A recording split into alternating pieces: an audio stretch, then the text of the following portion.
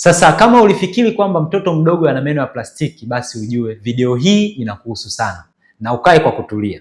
Sasa kitaalamu ni kwamba hakuna jino la plastiki. Hilo tujulishane kabisa kwamba hakuna jino la plastiki, isipokuwa mtoto mdogo ama mtu kwa ujumla wake ana meno ya aina kubwa mbili. Ana meno ya utoto na ana meno ya utu uzima.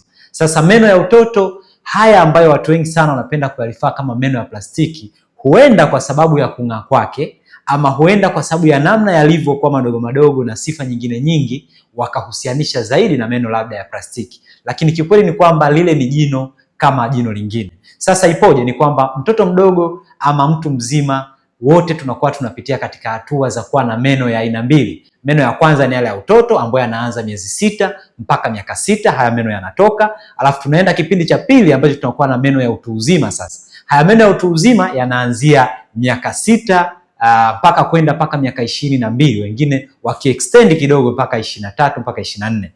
Sasa hebu niambie kwenye comment, wewe mtoto wako ana meno ya aina gani? Kweli ni plastiki ama yakoje?